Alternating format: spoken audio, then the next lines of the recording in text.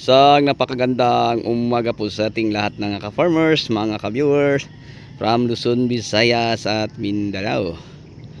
So sa umagang ito mga ka-farmers, mga ka-viewers, ay unang una ako po ay magpapasalamat po sa inyong lahat sa walang sawang yung pagsuporta sa aking munting YouTube channel at saka sa lahat ng mga sharer ko. Maraming salamat po, nakakatulong po sa akin para madagdagan po ang ating subscriber. So salamat sa patuloy yung pagtiwala sa mga video tutorial natin. So kung isa kang baguhan at wala pang idea, siguro magkakaroon ka na ng idea at makakatulong po sa inyo ang mga video na ating ina-upload. So ngayon mga ka-farmers, share ko lang po sa inyo, ito po ang lawak po ng mga taniman ko papunta doon.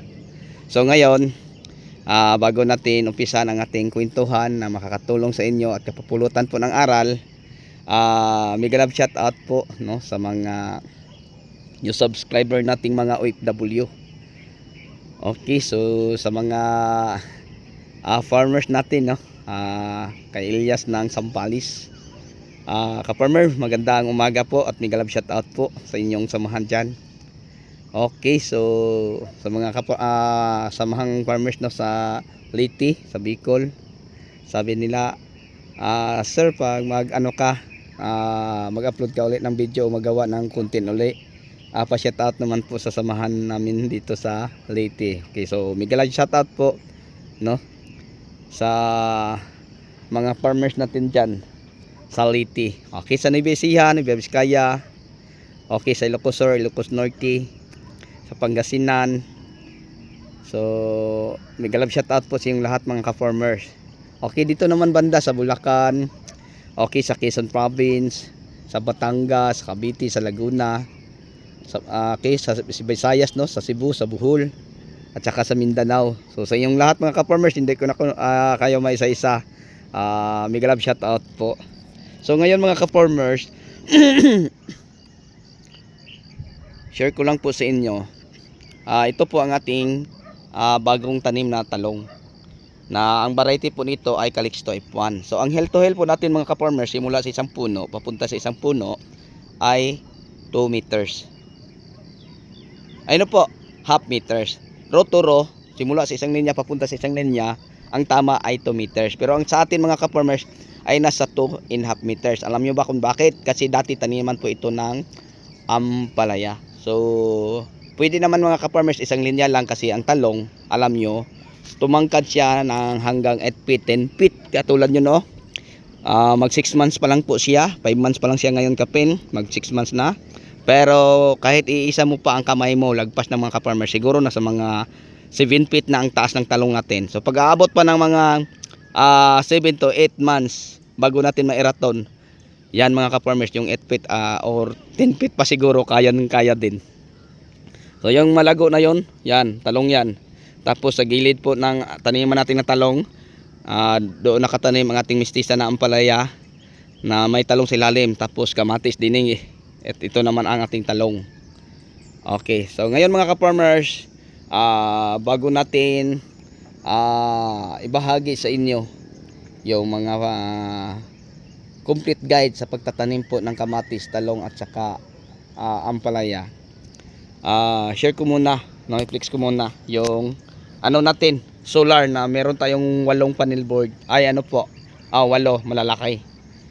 Tapos ito, so ni-reward po namin to sa DE, sa aming samahan, kasi nagpapa-register po kami mga ka-farmers para isang ganap na legal na samahan.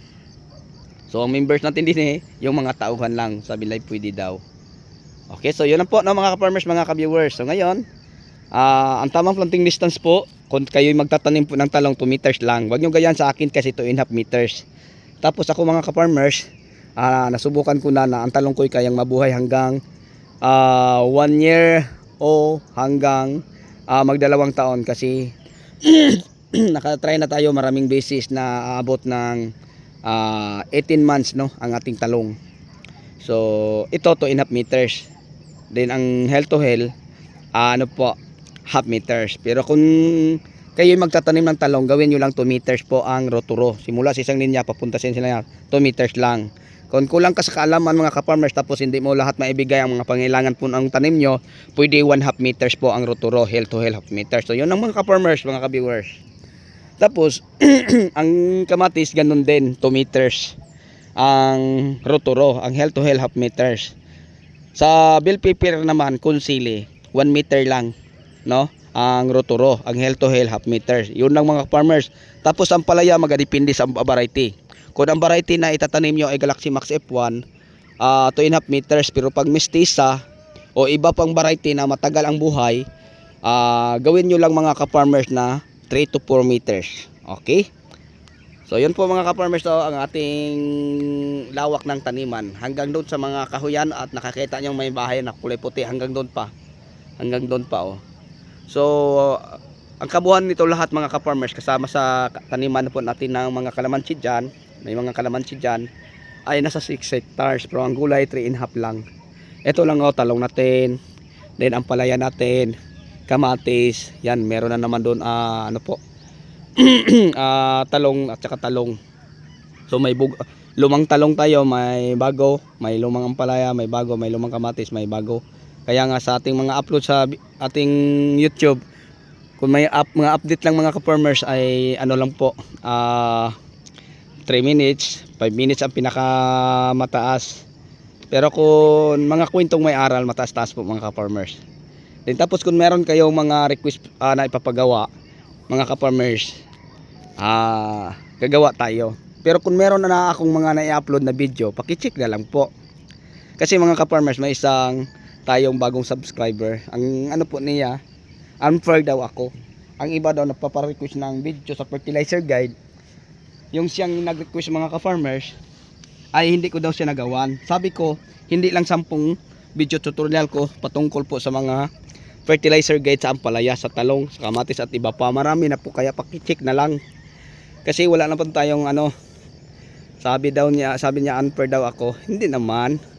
So kung nakakatulong sa inyo, paki-check na lang po mga ka-farmers, kasi sobrang busy ko. Alam nyo ba mga ka-farmers, isang linggo siguro. Tingnan nyo ha. Ano pa lang. Pang-apat pa lang ako na araw nga nakabalik ngayon sa farm, kasi na umuwi ako sa probinsya. Doon ako nagpasko, nag-New Year. Then gusto kong bumalik sa first week po ng January, hindi ako kabalik dahil sa lolo ko na wala na. Okay? Pati ang tito, una ang tito bago ang ano ko. So nakabalik ako ay 18 ng January. So pang 4 days pa lang ako ngayon. So dahil sa sobrang busy ko mga ka-farmers, alam nyo, pagkabukas may ginagawa na ako. 2 beses ako nakabalik sa DA, may nilalakad ako.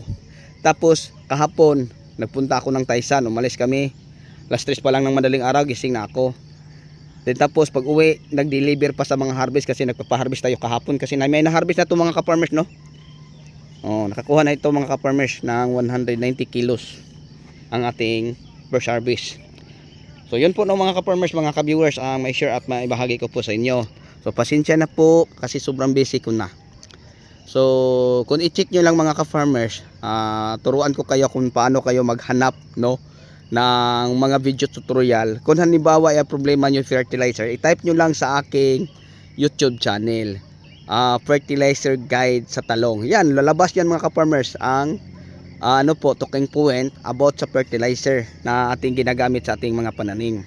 Kung halimbawa mga ka-farmers, problema ko ang fruit shoot borer, ano ang gamot o paano natin i-control yan, lalabas mga ka-farmers. So ganyan lang maghanap. Kung ang problema nyo ay white fly, pwede nyo insecticide para sa white fly. Yan, lalabas yan mga ka-farmers sa aking munting YouTube channel. Kasi meron na po tayong 1,004 video o tips na na-upload natin sa ating YouTube channel. Tapos ating reels mga ka-farmers, 5,400 na. Kahit tag 1 minutes lang mga ka-farmers, pero malaking bagay kasi nakakatulong din sa inyo ang ating mga ginagawa, kasi palagi tayong nag-update araw-araw. Okay, so ulitin ko ha, ang tamang planting distance sa pagtatanim ng talong based on my experience, kahit anong variety mga ka-farmers, share ko lang po sa inyo. Mag-warhawk man, ma-fortuner man, makalixto man, ma-profilica man, mamurina man, o kahit ano pa mga ka-farmers, ang hill to hill half meter lang. Tapos ang row to row 2 meters. Pero kung hindi mo maibigay ang lahat ng mga pangangailangan ng talong, kahit 1/2 meters lang. Okay. So yun po mga ka-farmers, mga ka-viewers. Tapos sa kamatis ganun din, 2 meters, half meter. Tapos sa bell pepper, kasi yung mga sonalicious mga ka-farmers tulad ng talong, kamatis at saka ampalaya, same lang sila sa planting distance. Pero sa rotoro, ang kamatis lang ang talong ang pareho.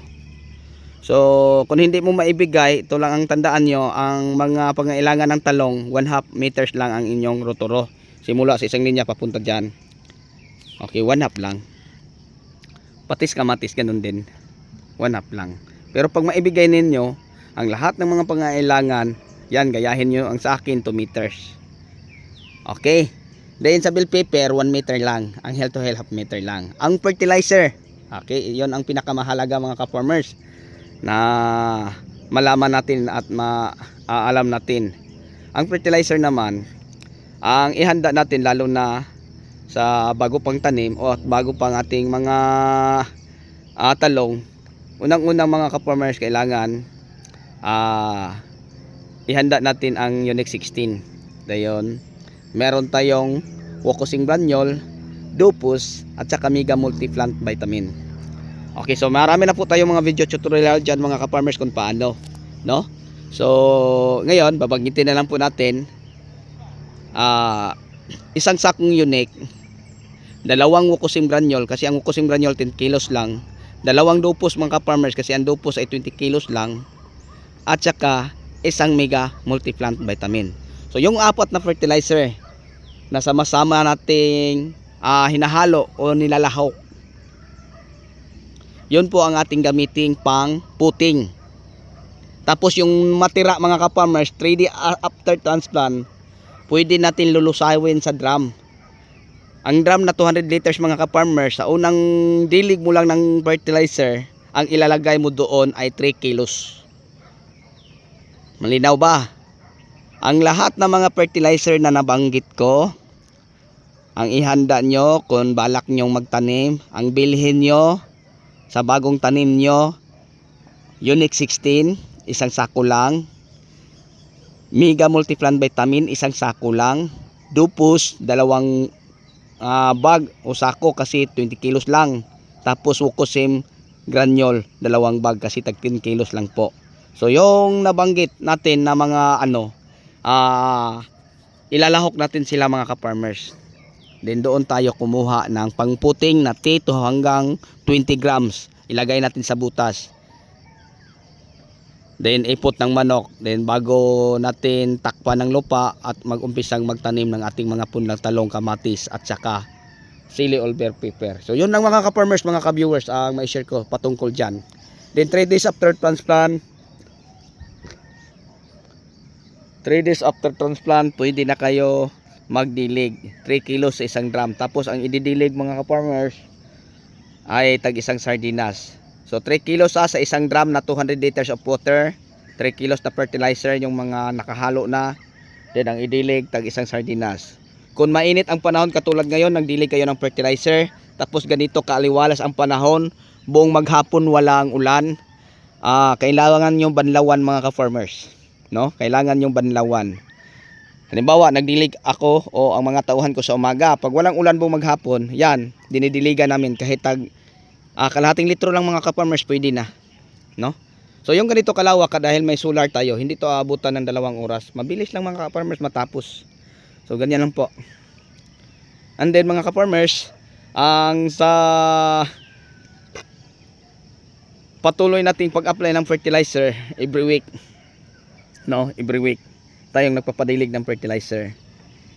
Then ang ating fertilizer mga ka-farmers, habang lumalaki ang puno po ng ating halaman, talong, lamang kamatis o sili o kahit ano pa, magdagdag tayo ng fertilizer. Kung mataba pa ang lupa, sa tingin mo kalahating kilo lang, pero pag kulang, pwede 1 kilo ang idagdag every week.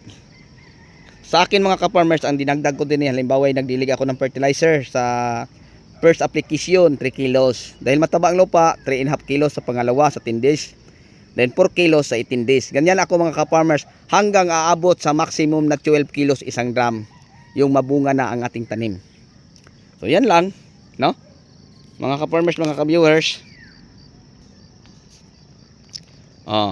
Then pag nasa 30 up na mga ka-farmers ang ating talong, kamatis or bell pepper, pwede natin palitan natin ng ang ating mga fertilizer. Pwedeng manatiling nandun ang Unique 16, then ang i-add natin Winner, Nitribor at saka Mega Multiplant Vitamin. Okay, kasi kailangan na natin mga ka-farmers ang potassium, calcium, boron, no? Zinc sa ating nag-umpisang namumungang mga pananim tulad ng talong at saka kamatis at bell pepper. So yun po mga ka-farmers. Okay, pagpatuloy natin hanggang sa 12 kilos ang pinaka-maximum. Pero sa ampalaya mga ka-farmers, nakaabot ako hanggang 24 kilos pa sa isang drum, no? Or sa madaling salita, ang isang sako 2 drum lang. Nakaabot ako kasi ang ampalaya iba compare sa mga Sonalisius tulad ng talong at saka ampalaya. Talong at saka kamatis. Kasi ang ampalaya mga ka-farmers, sobrang magbigay ng maraming sanga, tapos ang gapang niya abot ng 3 lipa. So nakaabot ako ng ganyan karami, tapos ang dinidili ko sa bawat puno mga ka-farmers ay tag 1 litro. So ang isang drum mga ka-farmers na 25 kilos ang malagyan ko lang ay nasa 200 lang kapuno kapin. Ganyan lang mga ka-farmers, no? Okay, so share ko lang, same lang po ang fertilizer guide sa talong, sa kamatis, sa sili. Sa ampalaya pwede din mga ka-farmers, sa watermelon. So yun po ang practice ko mga ka-farmers sa pagbigay po ng mga fertilizer sa po ay magkapasing pareho lang, except lang mga ka-farmers sa watermelon. Kasi sa watermelon mga ka-farmers, sa edad na 30, mas marami ang ilalagay kong potassium. Alam niyo ba bakit? Kasi sa araw ng anihan mga ka-farmers, iba ang lasa sa watermelon mo, no? Crispy din, tapos sobrang tamis. Ganyan siya kainin. Kasi pag halimbawa ang nagtaas ang phosphorus lang at saka nitrogen, matubig lang ang watermelon mo, tapos kulang sa lasa. Pero pag mataas ang potassium, yan mga ka-farmers, crispy ang watermelon mo. So yun lang. At saka yung mga ibang variety, no, na kapamilya sa watermelon, tulad ng mga Chinese melon, mga honeydew na melon, yung mga ganyan. So yan lang ang technique ko. So ina-apply ko ang mataas na potassium sa 30 days up na siya. Okay, so bago tayo magtapos, ulitin ko lang, maraming salamat po sa inyong lahat at sa inyong walang sawang pagsuporta at sa palagi yung pagsubaybay sa ating munting YouTube channel. Sa inyong lahat mga ka-farmers, mga ka-viewers, mga new subscriber, at saka sa inyong lahat na walang sawang pagsuporta, maraming salamat po sa inyo. So hindi ko na kayo maisa-isa ko, at saka hindi ko na masabi kung paano ko kayo mapapasalamatan. Okay, so sa inyong lahat hanggang dito na lang. Maraming salamat po. Happy watching. God bless us all at mabuhay po tayong lahat. Thank you.